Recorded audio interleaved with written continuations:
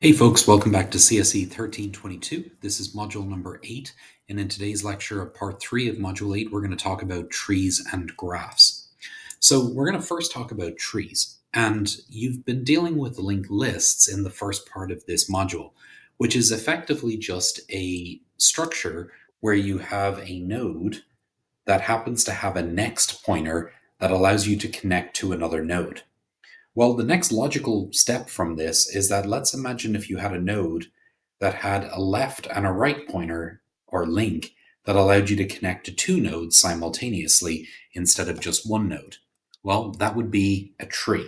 So instead of having a head of the linked list, you would have a root of the tree. And this is the top of the structure, and then each of these nodes may have nodes down below them that will be hanging off the left and right. There's a couple of interesting properties that you get when you use a tree. Um, and you might wonder, first off, why is this called a tree? This in no way looks like a tree. You have to remember that computer science people view the world upside down. So this is a tree. And in the world of computer science, it's upside down. This is the root down here, and we put all the nodes up here in the top for some strange reason. Art was not my strong point. But anyway, moving on. So a tree is an interesting structure that allows us to store data in a different way than what we had inside of a linked list. And again, it's just a visual representation of how you're storing the data. One example is we could put numbers in each of these nodes. And so I could make up something like this, where the rule would be all of the nodes to the right get higher numbers than all the nodes to the left. This is called left, and this is called right. And so we make sure that if we're putting in a bigger number, we put it on the right. This example that I just drew on the screen is called a binary search tree.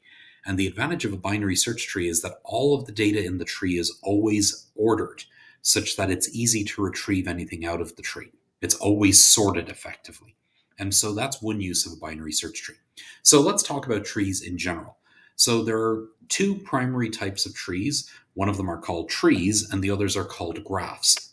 All trees are graphs, but not all graphs are trees. Okay, so what that means is a tree has a property that means that none of the nodes can connect back to a parent. Whereas with a graph, that rule is not there.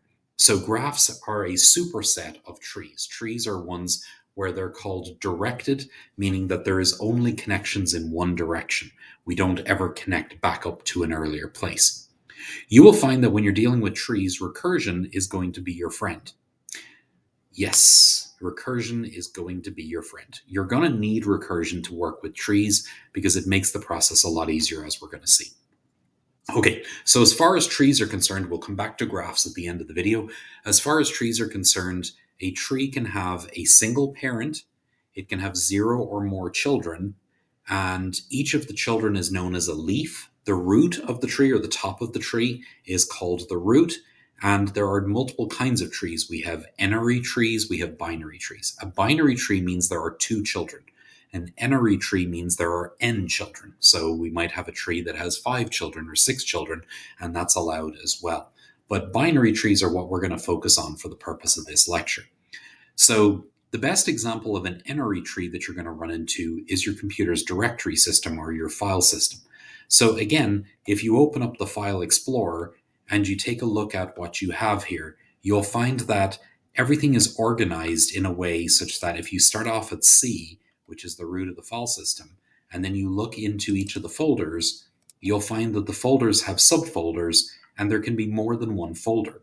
So if you were to draw this out, this parent, C, has all of these children. So it looks like it has 1, 2, 3, 4, 5, 6, 7, 8, 9, 10, 11, 12, 13 children in my case. It's a lot of children. All right, so that's the children of this folder, and then each of them can have their own set of children. So this is an n-ary tree. The root of it, or the top of it, in the case of a Windows machine, is going to be your C colon, whereas in the case of a Linux machine, it's slash. Or Mac. Mac is a Linux, or it's a Unix derivative. All right, so binary search trees. A binary search tree is a specific type of tree. The rule for binary search trees is that it's binary, which means there are two children. It's a search tree because we're sorting everything when we put it into it, so it's easy to search.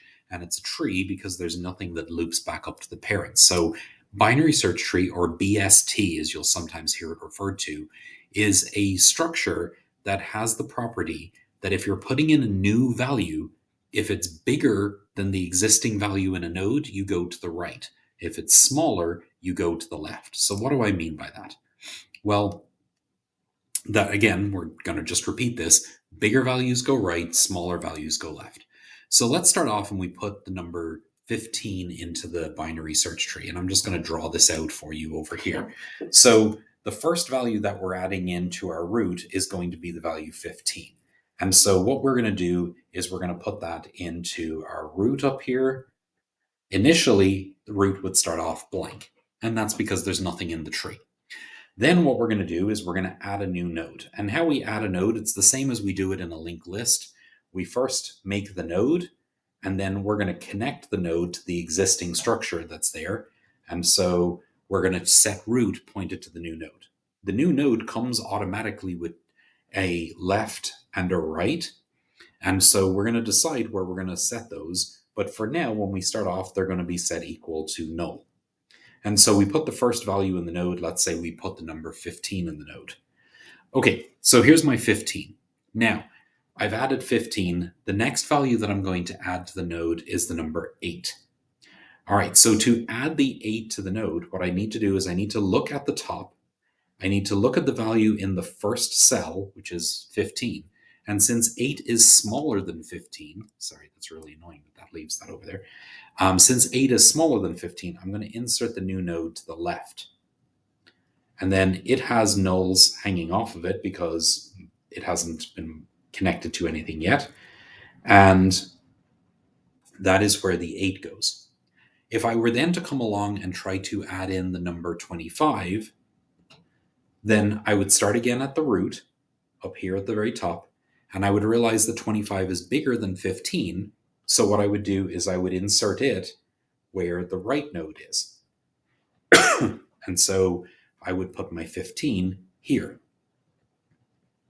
Okay, each parent, I'm sorry, this was supposed to be 25.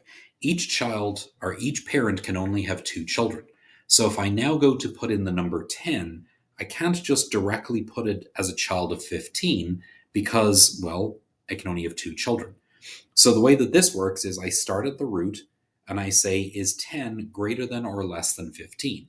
Well, the answer is it's less. So that means I'm going to go to the left. Now I'm at this node. Is 10 greater than or less than 8? And the answer is it's greater than. So what I'm going to do is I'm going to insert it to the right because the property is if you're putting in a number that is greater than the existing number, it goes to the right. And so that's going to be to the right of 8. And so on and so forth. As we insert each value into the tree, we put it in either to the left or to the right of an existing value. So the number 4 gets inserted. We realize it's less than 15. So then we put it to the left of that. We realize it's less than 8. So we put it to the left of that. All new nodes are inserted at the bottom of the tree, or the top of the tree in the real world. And they are put in either to the right or the left of each value as you go up and down the tree. So this is how you build a binary search tree. The nodes can have as much data as you want in them. So in this example, the nodes just have numbers, and that's valid. But it's also possible that the nodes might have names in it. And if in this case, we're using the first letter of the name to alphabetically sort it. So Juliet is here at the top. E is less than J, so it's going to go to the left. R, on the other hand, is greater than J, so it goes to the right. Tom is greater than J, and it's greater than R, so it goes to the right again, and so on and so forth. All right, so a balanced binary tree, a binary search tree, means that there's approximately the same number of nodes on the left and the right of the tree. If that's the case, then looking up a value in this tree can be done in log n time. Let's imagine that I want to check if the number 17 is in the tree. Let's see how I do that. I start off here and I say, is this 17? It's not. So then I say, is it bigger than or smaller than 15? Well, 17 is bigger than 15, so I'm going to go to the right. At this moment, I've eliminated all of this tree. I know it's nowhere over here. It can't be by the property that it is bigger than 15. It can only be in this little tree over here. So now I'm at the top of that tree, the 25, and I say, is 17 bigger than or less than 25? Well, it's less than 25. So I can eliminate this entire side of the tree, and now I only have to deal with this tree. Is 17 equal to 20? No, it's not. Is it less than or greater than 20? It's less than, so it should be down here. So in simply three operations, one to check if it's greater than, less than, or equal to this, one to check if it's greater than, less than, or equal to this, and one to check if it's greater than or equal to this, I find the node. Even though in this tree there are 3, 6, 9, 12, and 3 is 15, there are 15 nodes, I was able to find it in 4 checks. Check here, here, here, and here. That's pretty good considering that there were 15 items in here. If there were a million items in here, I would be able to do it in log n time, log base 2 of n. So that's the property of a binary search tree. Searching is really fast in the tree. It's the same as searching in an array that's always sorted, but I don't have to spend the work that it takes to keep an array sorted. So that's really where you get the pro and con here. You can absolutely keep an array, sorry, you can absolutely keep an array sorted. And then when you do a search, it works the same as this binary search tree. You start in the middle of the array, you look at that item, and you either go left or right, depending on whether the value you're looking for is bigger than or less than that value. And since the array is sorted, you know you can throw away half of the array each time. That is a binary search. You can do that in an array and it works great. The problem with doing it in an array is that every time you insert a new value, you're likely going to have to move a chunk of the data in the array because you have to put it in the correct place such that it's sorted. If you have an array that has the numbers 2, 4, 6, 8, 10, and you want to put in the number 1, you have to move everything to the right to make room for that 1, which is n work to do an insert. So a binary search in a array allows you to get log n work to find the item, but the cost is it costs n work to put a new item into the array. Whereas with a binary search tree that we're looking at here, I still get the log n work for searching, but my insert is also log n. And log n is better than n. N is more work than log n. It's a logarithmically better, an exponentially better view, effectively. So that's the advantage of a binary search tree. You get the benefit of searching an array that's sorted without having to pay the cost of sorting it. So that's how binary search trees work. You are expected to understand this part for tests. So you should be able to build a binary search tree if we give you a set of numbers. If you look at this slide, we start off with the number 15, and then we gave you 25, and then we gave you 8, and then we gave you 4 and 10, and you should end up with this tree if you draw it out. Pause the video and actually give that a try, and you should end up with the same answer.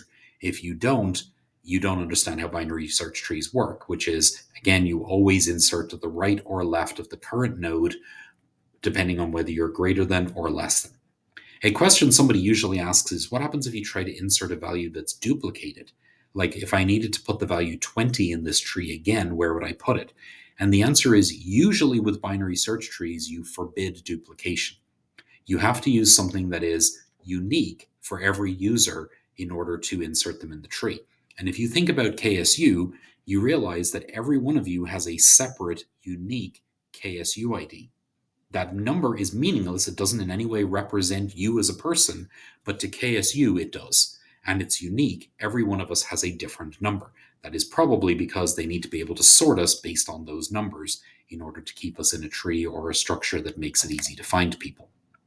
Okay, so as we said, binary search trees are very efficient at searching. There is a asterisk to that statement, and the asterisk says that's only true if it's a balanced binary search tree. So what do I mean by that? Well, let's take a look at a binary search tree that I'm going to start off with a new one here, and I'm going to give you a set of numbers to insert into the tree. So the first numbers that I want you to insert is the number 1. So here's your root, and you're going to insert the number 1. Great. Everything is perfect so far. We have our left and we have our right. Now I'm going to ask you to insert the number 2.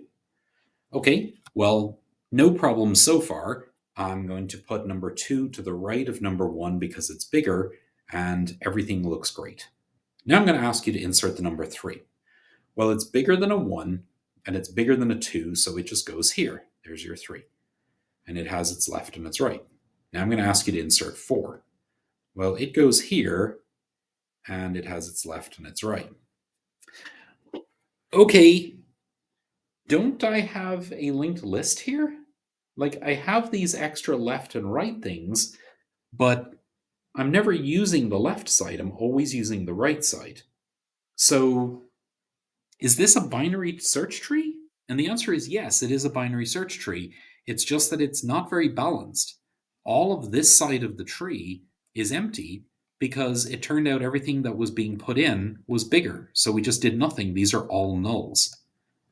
So effectively, if you look at this from another perspective, at an angle here, you'll see I just have a linked list. And you know that searching a linked list is n, because you have to look at every node. So if I need you to find a value in here, it's actually n. But I thought you told me that binary search trees are log n enda. They are, as long as they are balanced, that the items are being put in a balanced way. Now, you might say, well, how did we end up here? Like, why is this unbalanced? Well, it turns out that there's a property of binary search trees, which is that when you're adding items in, if you happen to add them in order, they'll end up in a straight line, which is not what you want. So it's very important that either you don't add them in order, or every now and again you rebalance the tree. You might say, What? Well, if I just change the order that these came in, like let's put the 3 first, so I would have a slightly different tree. I would have over here, here's my new tree, I get the 3 first. Then let's imagine that I get the 2 next. Well, 2 would go here. And then let's imagine that I get the 4 next. Well, 4 would go here. And then imagine that I get a 1 next. 1 would go here. So this is not perfect. And it is still a binary search tree. All of these other nulls are still here. I just didn't bother to dry them in. Um, it's not perfect, but it's a whole lot better than this. That's a lot more balanced. So it's not fully balanced, but it's better. And you can see that you could make it so that the data is put in the right order. Realistically, what would happen if this was the data is at night when nobody's using your system, you would go through and rebuild the new tree such that it comes out balanced. And the work to do that is a chunk of work, but at least it's happening at a time when nobody cares. And then by the next morning, you're back to the property that you have log in again to sort and pull numbers in and out of the tree. So the short version here is binary search trees give you order log n for insertion, deletion, and search, which is great. But it comes with the caveat that asterisk, your tree has to remain balanced. Now, there are instances of binary search trees that are actually maintained in a balanced way, regardless of the order that you put the data in. And the implementations for these trees in most languages are actually going to be what are called red-black trees or something else that is like that, which guarantees that it remains balanced. That's beyond the scope of this class. You'll cover that when you get to your data structures, but I wanted you to be aware that being balanced is an important part of a binary search tree for it to work the way that you expect it to work. So, tree traversals. There are a couple of algorithms that you will use a lot with binary search trees. And one of those algorithms is called a traversal. There are 3 versions of a traversal for a binary search tree. So the first thing we're going to do is we're going to look at the code. So this is a traversal. So it's just going to go through all the nodes in the tree and it's going to print out the values of all the nodes. And what it does is it takes in the root of the tree and then it uses recursion. It says if the root is not null, then print the data in the current node, recurse to the left, and then recurse to the right. This is print tree is the name of this method. So these are recursive calls.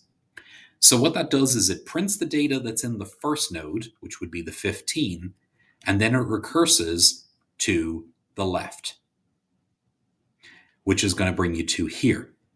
This is going to start off as a recursive value, and it's going to print the value, because that's what it's told to do first, print, and then it's going to recurse to the left. So it's going to print the 8 and then go left. That's going to print the 4 and go left. That's going to print the 2, and at this point, it's going to recurse to the left, it's going to find a null. It's going to recurse to the right, it's going to find a null.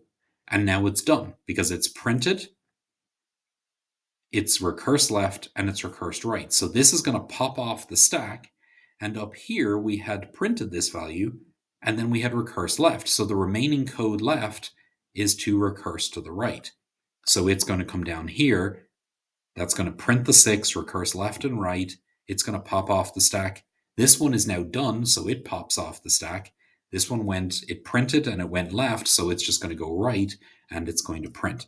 So this is called a pre-order traversal.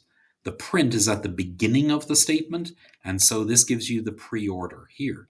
If you look at the output of a pre-order traversal, you get 15, then 8, then 4, then 2, then it drops back up to here, then 6, then it drops back up to here, then 10, then 9, back up 12. It's going to get to all the nodes, but it does it in this very specific order where it does the print, then it recurses left, then it recurses right. This is something you're going to need to be able to reproduce on a test. So given a random binary search tree that we might give you, we might ask you to do a pre-order, an in-order, or a post-order traversal. In all three cases, this is the code. The only thing that differs is where this print statement goes. In a pre-order, the print statement goes first. In an in-order, the print statement goes between the two recursive calls. And in a post-order, the print statement goes at the end. And the difference is when it actually does the print. So in a pre-order, we notice that it did the print first, then it recurse left, then it recurse right. In an in-order, it does the recurse left, then print before it does the other one. And there's an interesting property of in-order, which is why it's called in-order, because you get all the numbers back in the tree in order. The reason for that is because it recurses left, it recurses left, it recurses left, it recurses left, it can't, now it prints, and then it recurses right. This is done, so we go up here. We've recursed left, now it's time to print. So we get the 4, and now it recurses right. It recurses left, it prints, and now it recurses right. It's done all of that. So how do you go about doing a in-order, pre-order, or post-order traversal if you're given a random tree? So let me get back to my whiteboard and let me make a random tree. I actually have a set of data. Let's see if we can get them in here real quick. Okay, so we have root, and we have, let's put a 10 in there, and then let's put 5 here and a 15 there, and then let's put a 2, an 8, an 11, and a 19.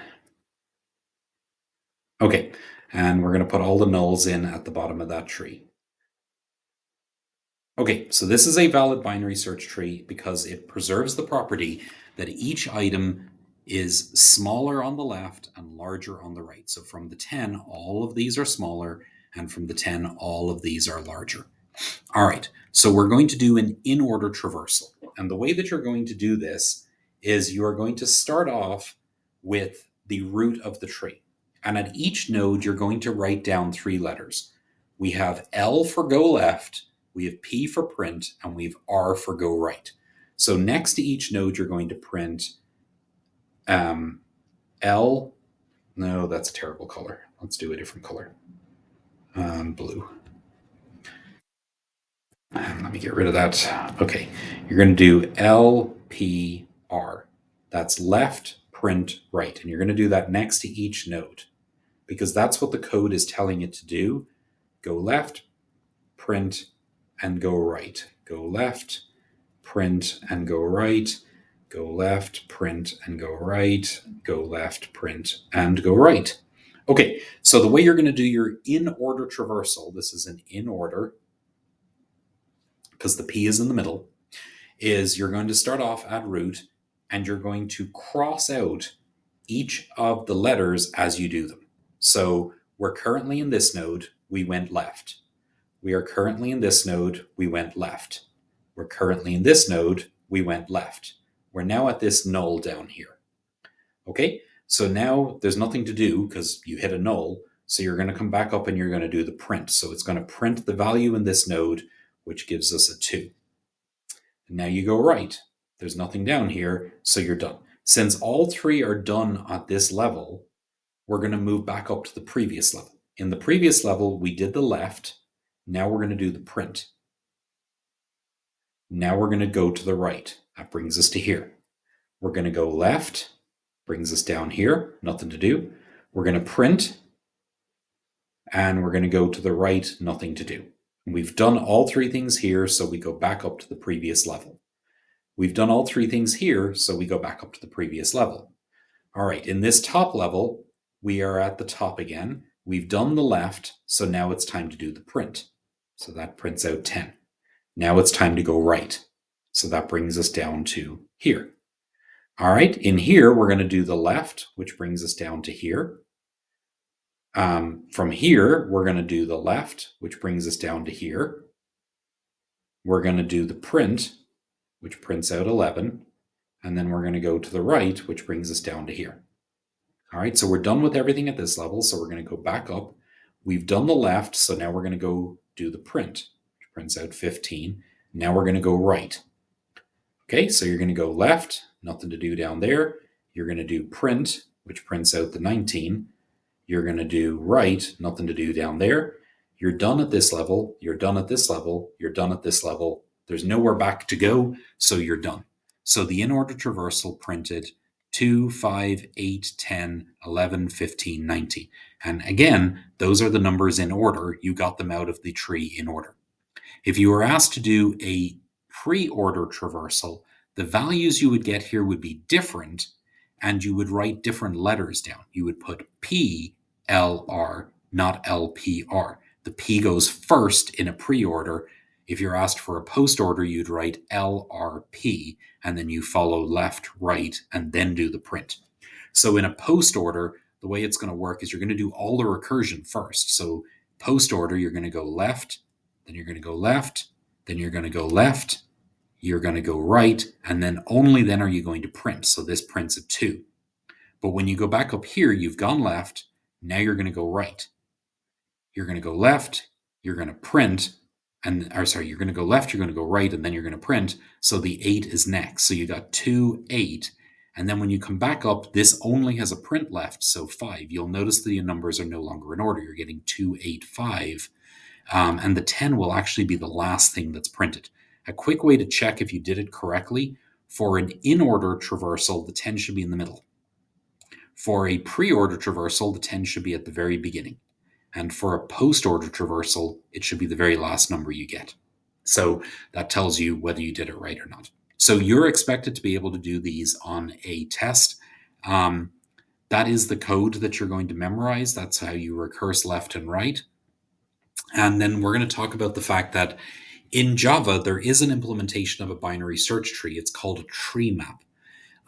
It works a little differently than some of the other structures we've seen because inside of your angle brackets, you'll notice there are two different data types. You have integer and string.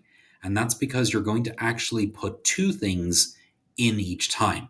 The reason for this is you have the data that you want to store, and then you have the key that you want to store it with. In this case, it's the KSU ID is being used as the key. The name is used as the name. It's possible that the names can have duplicates, but the keys cannot. So the key has a value, which is a number, in this case, because I specified it's an integer, and then the value in my case is a string. So you say tree map, angle brackets, integer, comma, string. My tree is equal to new tree map, integer, comma, string. And then the way you put stuff into the tree is myTree.put. MyTree is the name of the variable here. So myTree.put, and then you give it the value and also the key first, and then the value. Likewise, my tree put, and then another person. And then if you print out the tree, what you're going to get is 1, 2, 3, 4, 5, an arrow, and then Enda Sullivan, 6, 7, 8, 9, 10, and then an arrow, and then John Doe. It actually knows how to print the tree map. Um, and then likewise, you have a get, which allows you to search for a particular key in the tree. Um, and that'll print out that data for you. And of course, you have remove and you have a few other functions as well.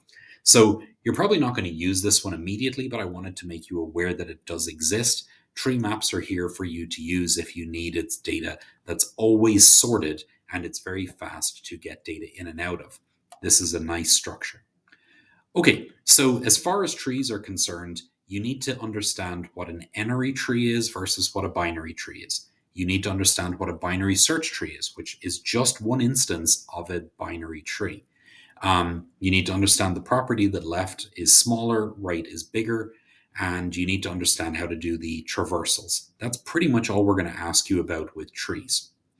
As far as graphs are concerned, we just need you to be aware that they exist. A graph might look like this, where you have trees that have lefts and rights, but they can sometimes form cycles. So you can see that it's possible in this top graph to go from 6 to 4, and you can get to 4 by going to 3, 2, 5, 4 or 3, 2, 1, 5, 4. There's many ways you can get back to the same place. By comparison, in trees, that's not possible. You're always going from the top down. So the main difference is that a graph can have cycles. And of course, graphs exist in the real world and they're used all the time. If you think about your Google Maps or your Android, Apple Maps, or whatever else, all of those use graphs because certain streets can connect to other streets, which connect to other streets, and you can certainly go around in circles between them. So graphs are difficult to work with, but they are real. They exist in the real world, so they need to be modeled in trees, in computer data structures.